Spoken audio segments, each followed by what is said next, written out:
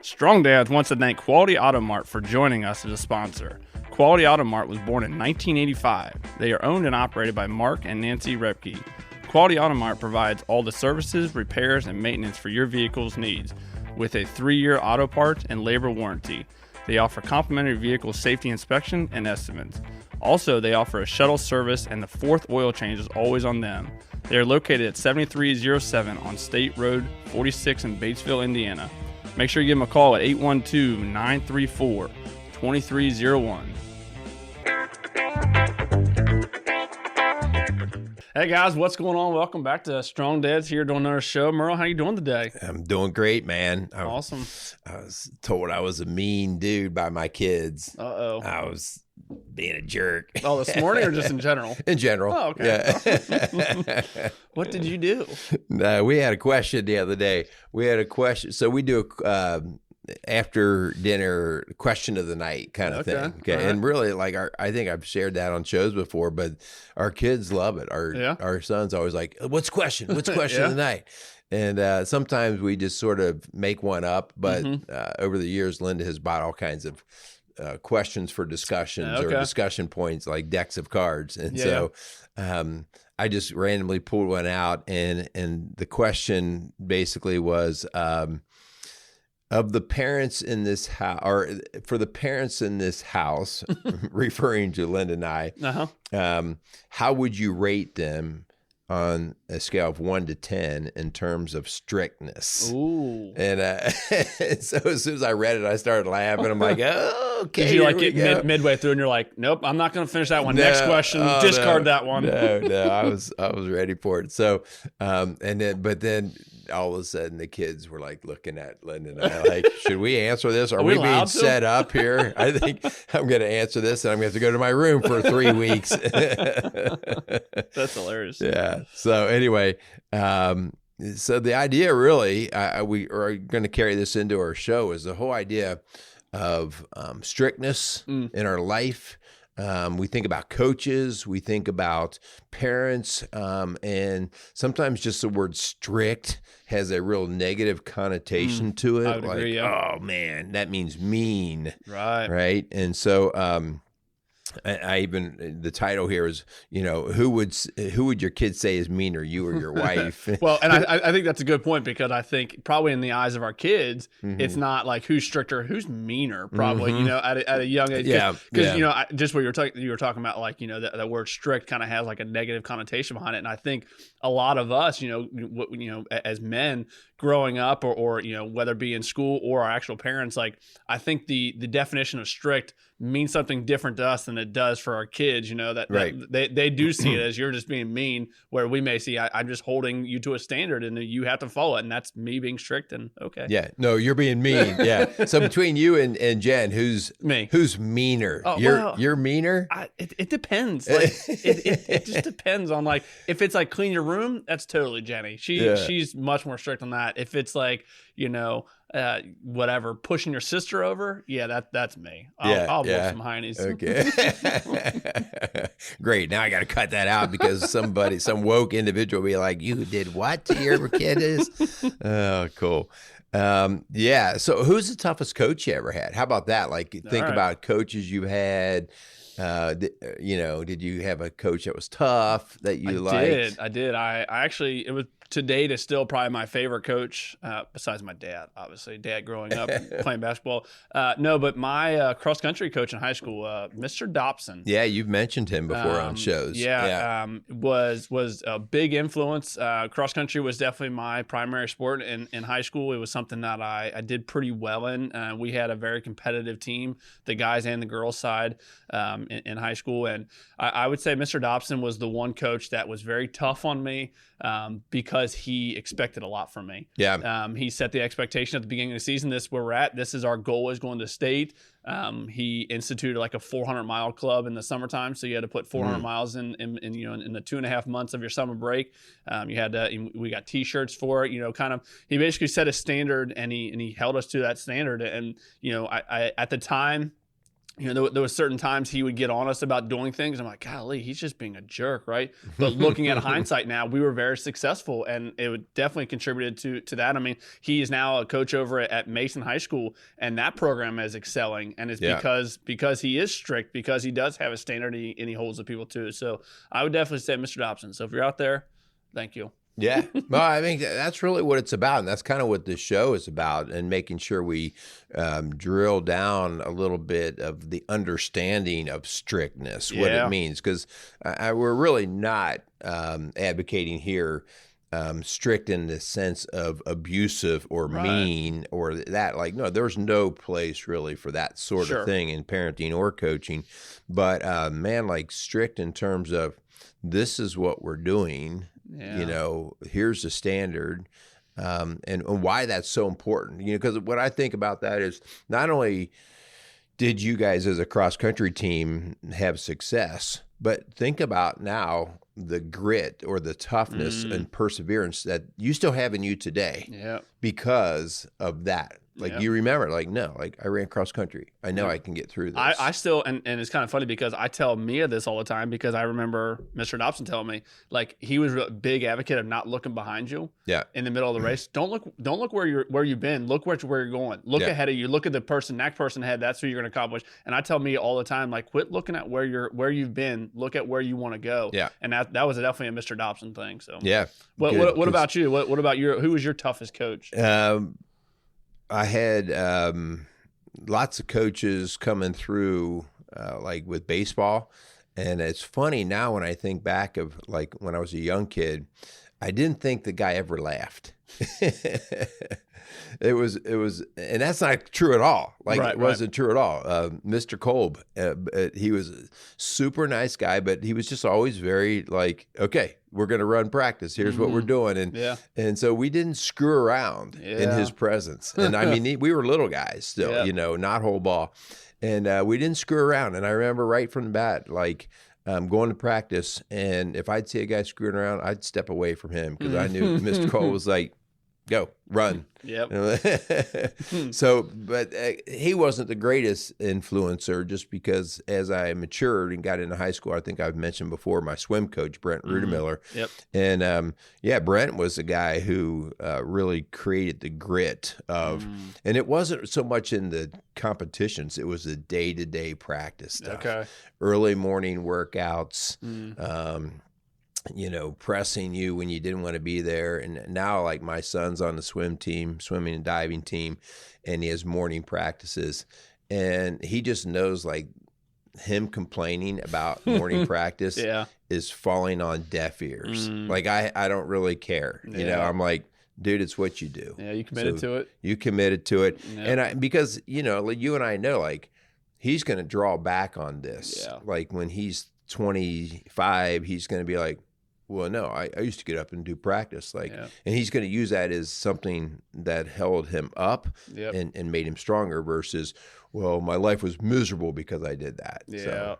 Anyway, I like it. Yeah, it's as we get into the show, I think it'll be a good conversation. Hopefully, we'll go back and forth, talk about how mean you are as a dad. So, but anyways, let's thank our sponsor real quick, and then we'll get into it. So, Strong Dads, we would love to thank Quality Auto Mart for coming alongside of us. Really do appreciate them. Automotive needs, check them out under new ownership. So, really do still appreciate Quality Auto Mart for coming alongside of us. All right, want to thank Casey's Outdoor Solutions for being a sponsor of Strong Dads podcast. So we want to thank those guys for continuing to support our messaging. Just talked to Casey the other day. All things are good with him. And so we just continue to be supported, and we want to thank him. And so in order to do that, we ask that you guys go down and hang out at Casey's or Quality Auto Mart to do a little bit of business with them. Love it. All right. So let's talk a little bit about this whole idea of strictness. The opposite of strictness oftentimes would be another term that we use in parenting a lot is permissiveness. Okay.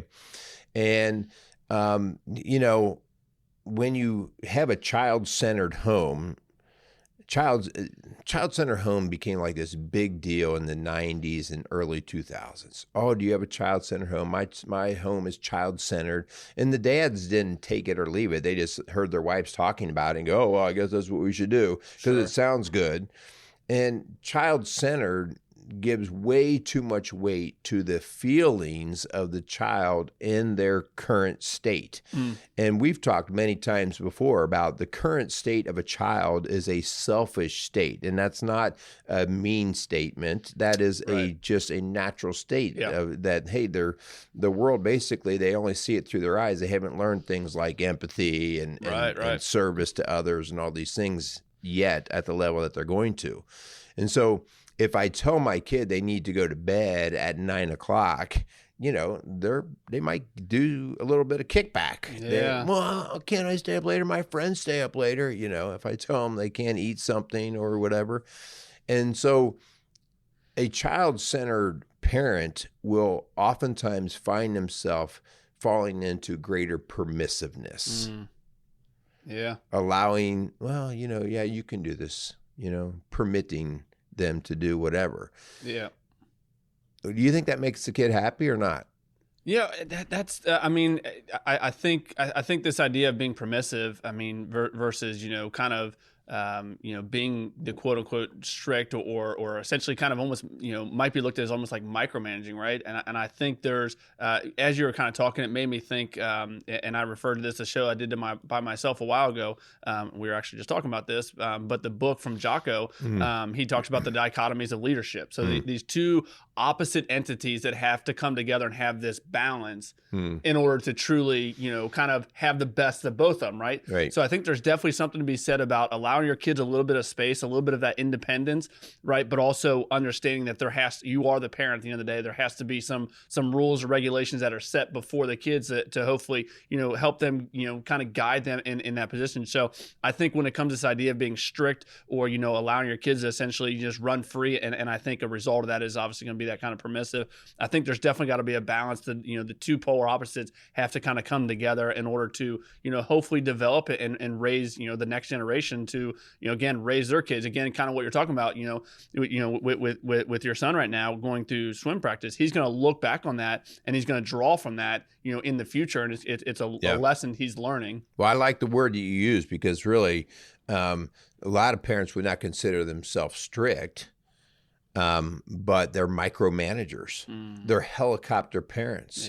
And so they could even be permissive, but they make sure they know everything that their child's doing, which is just like you said, that's even more detrimental in many aspects because the kid doesn't have that opportunity to do a little bit of free range, do a little bit of, I'm going to figure this out on my own. And maybe it doesn't always work out well, but they figure it out on their own. And so that micromanagement is a big deal, and I guess the question might be like, well, what's behind that? Why are parents actually micromanaging right, to the extreme? So you're talking about strictness over the top, right, every single minute. Right. Or why are they being like super permissive? Like whatever the kid wants to do, he can do. Well, I think to what you're talking about, how it's kind of almost been like this quote unquote movement, right? In society, it's kind of like, again, the child-centered home, that it's like, I think part of it could just become, and not necessarily saying this is, it's almost like an ignorance thing, right? That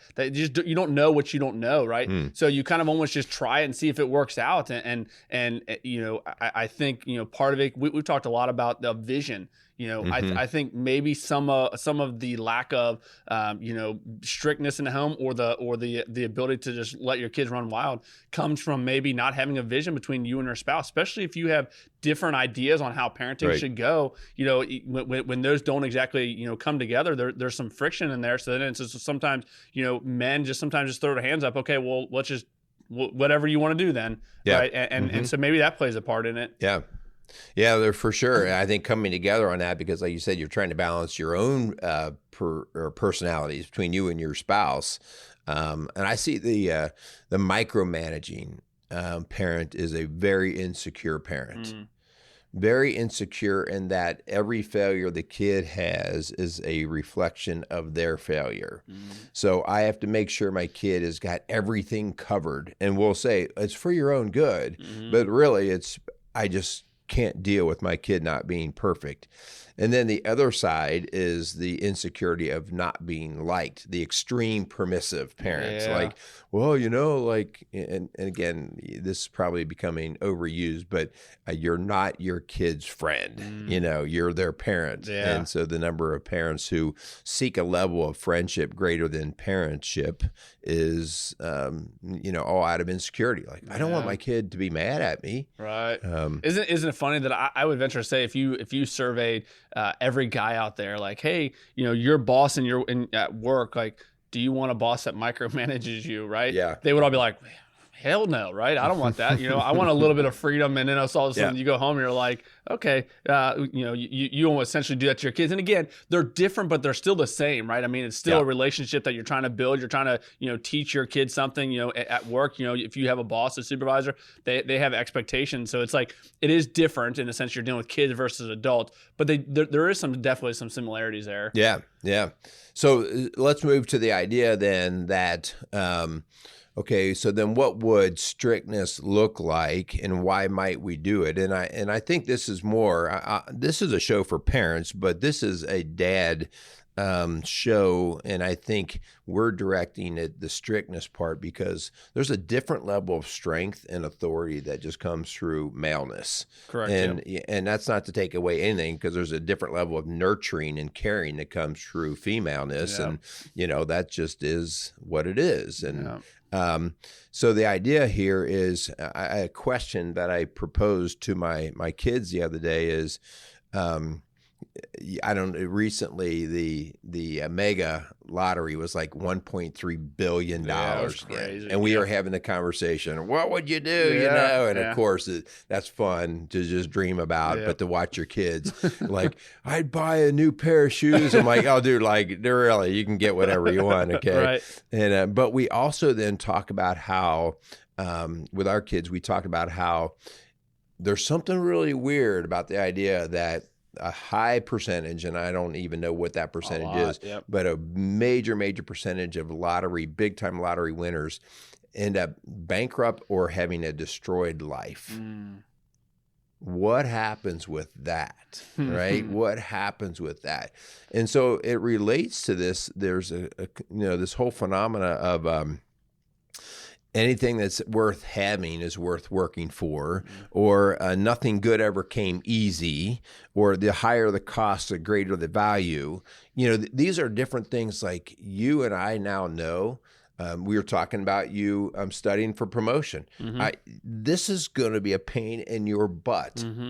But when you get that, you're going to be like, I got that. And versus if you walked into the station tomorrow and somebody said, hey, Cap, how'd I get captain? Oh, we're just going to start calling you captain. There'd be no value to that. Right. You know? And I mean, don't you think that it's the road getting to there, right? It's like you were saying, that working hard to achieve something, you know, talking about, you have obviously brought this up on the show, and I know it's in, again, going back to Jocko, that discipline equals freedom. You know, finding that self-discipline, just what you were talking about this morning, you know, getting up and actually doing something, right? Actually, for me, cracking open those promotional books and actually spending that time. But again, it's got to be something that we actually are intentionally doing. It's not just going to happen, right? And again, those are the things that you know, as we go, you know, move this back towards being a dad and parenting our kids, how you know, trying to teach our kids discipline in their eyes may come across as you're just being really strict. But again, having that you know, outside perspective, having that you know, different perspective than our kids are in the midst of it, having that perspective that, no, I'm trying to teach you discipline, right? In your eyes, is coming across as you're just being a jerk and strict and mean, right?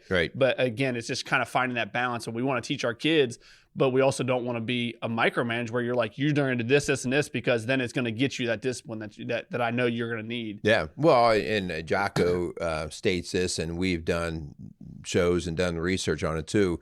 There's, you know, of the top characteristics of successful people, content people in life, and you define success however you want, whether it's money, marriage, whatever. Self-discipline is always among the top couple of things that it takes, that people go, you know, I just had to learn to discipline myself. And so if we know that that's the case, then why would we be building our home in permissiveness other than it makes it easier in the moment? And so that speaks to our own lack of self-discipline. Like, I don't want to hear my kid kick back at me. It's too much of an aggravation. So I use this phrase as a dad, whatever, just do whatever you're going to do anyway. Yeah. Like, that's just lazy parenting. Yeah. That's lack of your own self-discipline. And so I think it's important that we, stress that. Like, listen, here are some points. There's 10 little points here that we just want to touch on quickly. How you and your wife can come together and go, how do we do the balance between strictness and permissiveness? How do we do this well so that we can benefit our kids long term, so that when they are adults someday, they can say, you know what, Dad was sometimes a jerk, but I know why now. Yeah. Okay. Yep. Right, and this first one, we've talked about this before. I know we talked about it, but we've also talked about kind of a way to almost test it and see if you're really kind of doing this for your family. And this is the idea of clearly stating your family values. It's kind of funny because after one of our shows, I did it that evening at the dinner table. Like, girls, what does our family stand for? What are the things that mom and daddy want to teach you? And man, what a great checks and balance for you and your wife to be able to be like, okay, are we doing what we said we needed to do in order to clearly state these values for our kids? Because if they can't pick up on them, if they don't even know what those values are, then man, I think we're just really missing the mark. And again, this is an ongoing process, right? So as your kids get older and they're moving into different stages in their life, those value systems should always have a same underline, but they're going to change in the sense of, okay, now you're in high school, you're involved in a lot of sports. We want you to do that, but we also, the core value is this family. This is going to come first. Again,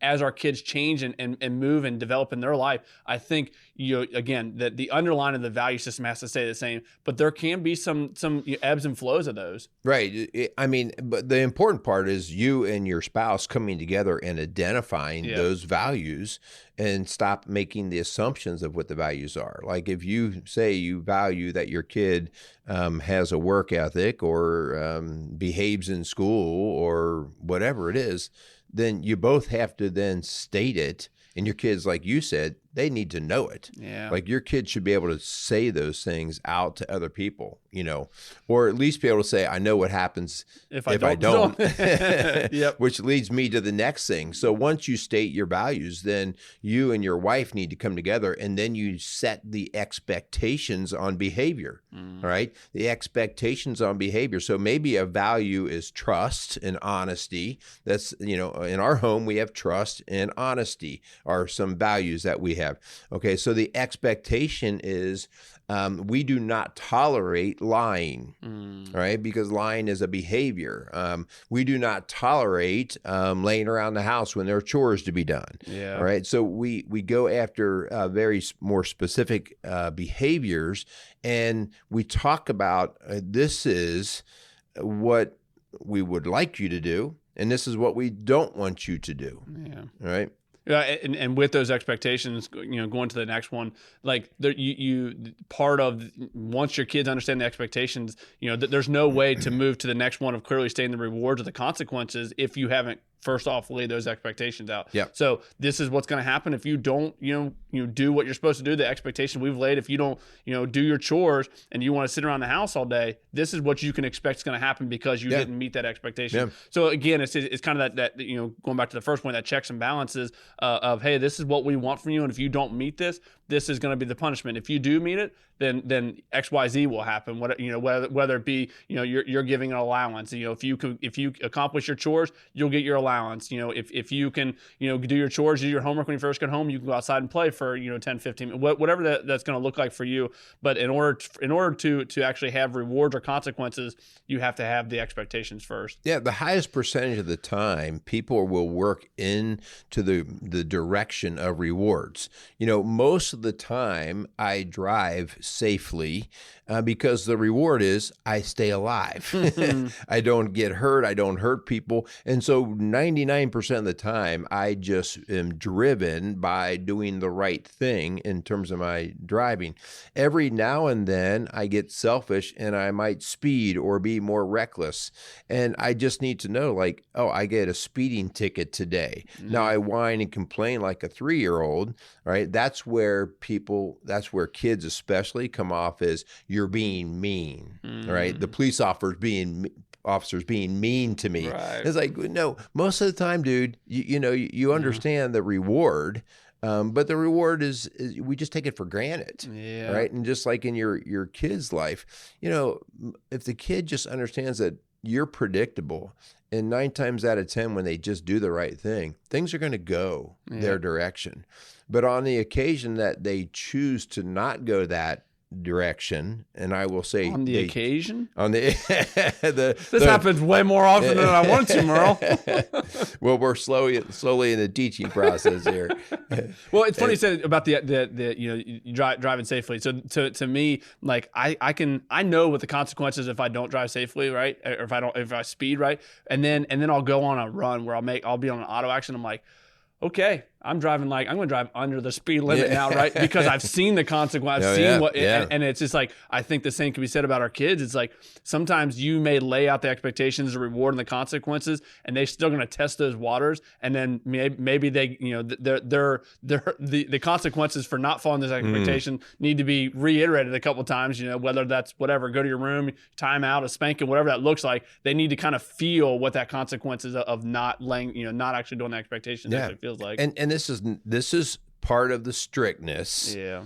But this has nothing to do with us and on this show desiring meanness. Right. So meanness has a level of vindication to it, meaning you are sadistically, is that a right word? Sadistically, yeah. Yeah. You are trying to inflict pain. Yeah. You're trying to make them uncomfortable. And so that's not what we're talking about. What we're saying is, hey, there's a price you're going to pay, and you're going to pay it. And no one's going to get you off of this one. Right?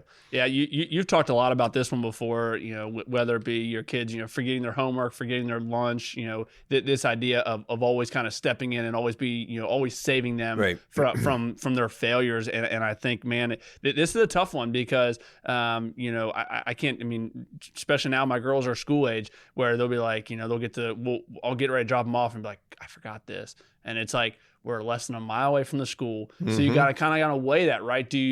Are you the helicopter parent that always has the answer, that always can step in and come to the rescue? Or at some point, again, the expectation is you get yourself ready in the morning, and that means getting your homework, getting your laptop in the bag, and those are the expectations. And mom and daddy will help you out that first time, but after that, at some point, you're going to have to, not too long ago, Ava lost a library book. So it's like, okay, so now there's a financial obligation associated with this. So it's like, okay, what do we do? So we told Ava, like, okay, this first book, we're going to split it 50-50. We need you to feel the effects of you not taking responsibility for your library book. If it happens again, you're going to have to pay for all of it. Right. And it's just this again, if we just say, okay, we didn't lay that expectation out, then when all of a sudden we're like, okay, cough over $10 for this book, right? She's going to be like, what the heck? So I think just as you talked about, encouraging your kids and really getting to a place, kind of weighing in those risks. Like, if you don't do this, this could happen. Yeah. And the part, and I see this especially with boys, girls too, but I want to teach my kid to not be afraid of risk. Yeah. And I want them to learn how to assess the risk. Yeah. Okay. So, I'm going to drive a little faster today to school. I'm a 16-year-old. I got my driver's license. And I'm not going to look at my kid and say, you better never drive fast, because, well, that would be hypocrisy leaking out of every pore of my body. Okay. But the idea there would be like, listen, however you drive, you better figure out how you're going to cover that. Yeah. And so then I want them to actually go through that whole risk reward assessment to see, okay, is this a good calculated risk? You know what? There's about an 80% chance that there's a cop going to be sitting right around that corner over there because I've seen it many times. This is not a place that is probably going to pay off. All right, good. You're thinking, you're using your head, you're evaluating. And so life is risk every day, right? Every day. What we're really trying to do is not keep our kids, in a bubble wrap room. What we're trying to do is say, teach them how to assess. All right. What's it going to cost you? What are you willing to pay? All right. You're willing to pay that? All right. Go ahead. See how it pans out. And when they do fail, or they do, they've weighed the risk versus reward, and they're feeling the consequences of it. Man, I think it's so crucial for us as dads to step in, and I don't know, maybe it's just a role that I find myself in, is kind of encouraging them to try it again. So you got knocked over, right? You decided you wanted to go play basketball, which great, let's do it, right? And then you got knocked over. Okay, let's get back up. Right. And I tell my girls this all the time. It's not about that it's not about you failing. It's about how you respond from that failure. So the next time, how are you going to change it? How are you going to make sure you change something a little bit different, approach a situation? So, again, just going back to this idea of we're trying to, hopefully get our kids to have a little bit of self-discipline, because with that, then I think if we can teach our kids discipline, that's where they're not going to necessarily see a strict, okay, mom and daddy are giving me a little bit of freedom, because with discipline comes freedom, right? And so this idea of encouraging our kids to get back up on the horse, try it again. Let's do it again to see if we can succeed. You ever been bucked off of a horse? I have not. I do not want to.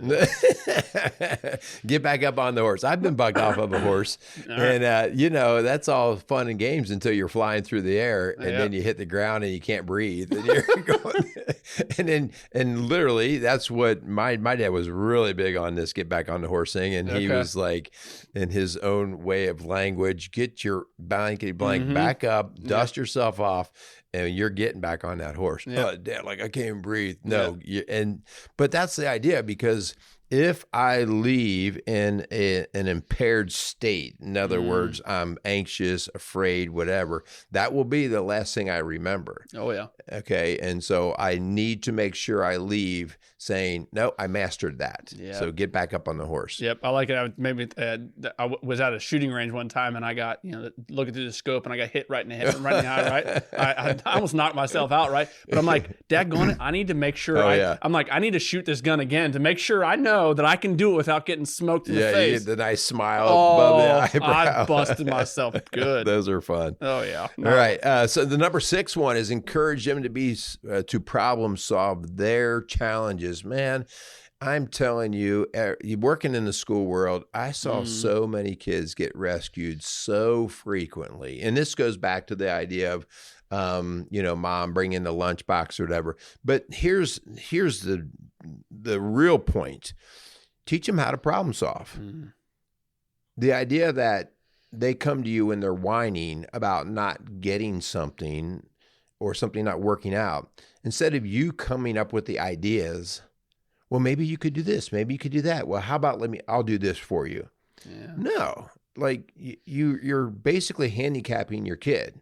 Now, they're not going to like when you say you figure it out on your own. That's going to come off as being mean. Yeah. But what that is actually doing is holding them to a standard of them learning how to be self-sufficient. Yep. Right. And they didn't come out self-sufficient. So we're training them up in the growth of self-sufficiency. So the idea here is when your kids come up with a challenge, do not problem solve it for them. You can prompt it. And so sometimes you can say, have you thought about this direction? Yeah. But don't give them the answer. Good teachers don't give answers. Okay. Yep. They can just basically open the avenue to the process of solving the problem. I love it. Yeah. This next one I think is really crucial. Again, we're talking to the strong dads out there. This is the hard one, but this is also something that is required of us, and that's offering grace to your kids.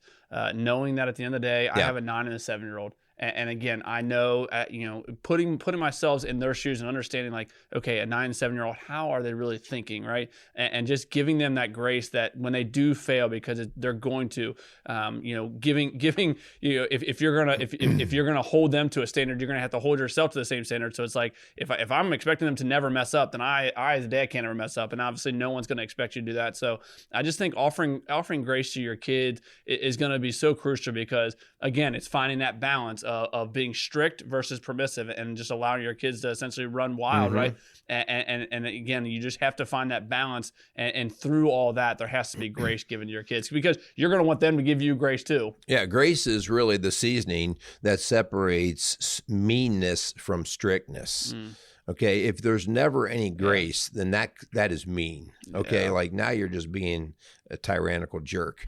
But if you sprinkle in grace when it is appropriate, and when we understand that the intentions of the child were not intended, then grace is how we show them there's such a thing as a second chance. All right. I'll let you take this one, because I failed miserably at this one, Merle. I have 2 girls, and I am not good at offering emotional support. I right here, Kyle Crawford, I failed miserably at this one. Help me, Merle. Because you have no emotions, right? Help me, Merle. Help me. Well, I think us guys, maybe a big reason why us guys struggle with emotional support, and Lynn and I were just talking about this actually this morning.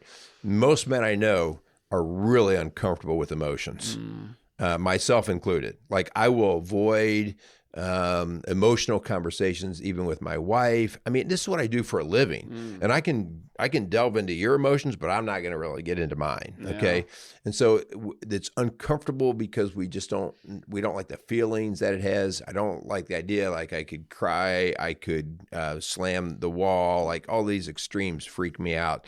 And so when our kids are needing an emotional support, we tend to just go, suck it up or figure it out, that kind of thing. And so guilty as charged. But the emotional support, really what I'm talking about there is the idea that you acknowledge their struggle. You're not dismissing it. You're not saying you shouldn't have a problem with that. This should not be making you sad or upset. No, that's not what we're saying. What we're saying is, I understand that you're upset with this. I understand that today was a bad day. All right. And then, listen, again, we're not problem solving for them. We're saying, tell me about it. You don't even have to have emotional support is just the idea that somebody else is hearing him. You don't have to solve it. You can just look at your daughter and say, hey, Mia, like, man, I understand you had a rough day today. Tell me what happened. Just the idea that she starts talking about all the stuff that happens allows her to know that you did not dismiss her emotions. Yeah. You did not say those are unimportant. You said, tell me about it. Okay. Yeah. That's all she's really looking for. That's what the support part is. Yep, I like it. This next one's, man, this is tough. This is because we are human. We're flesh, right? This idea of offering unconditional love. I will say of every relationship that I've ever had, having that unconditional love for my kid is the easiest of all my relationship. It's the easiest and the hardest at sometimes, right? Yeah. But it's again, putting myself in their shoes as a 9 and 7-year-old. They're mess up. I don't even want to guess how hard it was for my mom when I was 9 or 7 years old, just a terror that I was. But just the idea of unconditional love, like just having this love for my kids is different than any other relationship that I've ever had. Yeah. And again, the easiest and the hardest at times to have that unconditional love, is really kind of, it's been really cool to see, because to me, having a kid has been the closest glimpse into what it must be like for God, right? To have a child, to love that child the way that I love my girls, right? And kind of, again, not saying that they're equal, because they're not, because I failed miserably at this unconditional love where I know God's love is unconditional. But to me, it's just like this glimpse inside of what that kind of looks like. You're spot on with that whole unconditional love, and thank God that He does love unconditionally. I think the challenge here, the evident thing is, like, you don't base your love for your kid on their outcomes. If you score 30 points in a basketball game, I'll love you more. Like, right. Like, no, that's just wrong. Yes. and that's not the type of stuff that you're typically going to say, but the experience that your child gets from your approval is really how they'll measure love. Like when they do well and you show them greater approval, they will think of approval as love. You know, when you talk more about how they performed in a basketball game than their sibling did, right away, the kid takes, you say, listen, I love all of you equally, right? But the idea that you give more verbal approval makes them feel more or less loved. You see what I'm saying? Yeah. And so we might say, oh, we don't love conditionally, but you have to really help your kids understand, and you have to weigh that out. Like, how much am I talking about the outcome, the performance, and the other kid is not having that, or even the negative outcome? You know, how much have I been beating my kid up over the fumble in the football game, right? Because they're taking it now as being not approved. Yeah. So, yeah, this last one, you know, kind of almost like the nooks and the crannies of all this is this idea of, again, going back to kind of being, you know, the helicopter parent over top and micromanaging everyone versus kind of allowing them to do whatever, you know, again, we're hopefully going to try and teach our kids discipline. Is this idea of being a parent and not a friend. Yeah. And this is, you know, this is something I'm sure a lot of you guys can attest to. Maybe you find yourself in this similar situation, but there's a lot of people that want to be friends with their kids as their kids are growing up. Like right now in my stage of my life, I am now friends with my parents. Right. And again, this has been I mean, I'm now 34, right? This has been years and years of them being my parent to now building that relationship to now it's more of a friendship, right? But in the midst and the grind where I have a 9 and a 7-year-old, I cannot be my girl's friend. It's just, I'm going to fail miserably as a dad if I do. And again, this is this is kind of like the again, a dichotomy of being a parent, right? You want to help support you want to build in and invest in that relationship that may look like a friendship, but man, there's got to be a clear definition of a parent versus that friend when it comes to your kids. Yeah, absolutely. And it just continues to change as time goes on. I mean, I am friends with my oldest sons now who have their own kids. But now, like with my dad, in its weird way, I'm more like a parent. We're taking care of him. Yeah. And that's weird. Yeah, I bet. Right? But sometimes you're saying to your dad who can't think through and problem solve, you're saying, Dad, you can't do that. Dad. So that's a completely different role that starts to come on to you. So challenge. The challenge is take some time to assess your parenting style. Ask your kids to measure your level of strictness. I wouldn't get all caught up in their score. Yeah. Okay. What I would do is have some conversation about what the score is and what it means to them. All right. And so working through and understanding strictness versus permissiveness is an important thing that you and your spouse can do if you really want to get on the right track to equipping your kids to be self-sufficient, to being able to take care of themselves in terms of problem solve, and even have better relationships as they get older.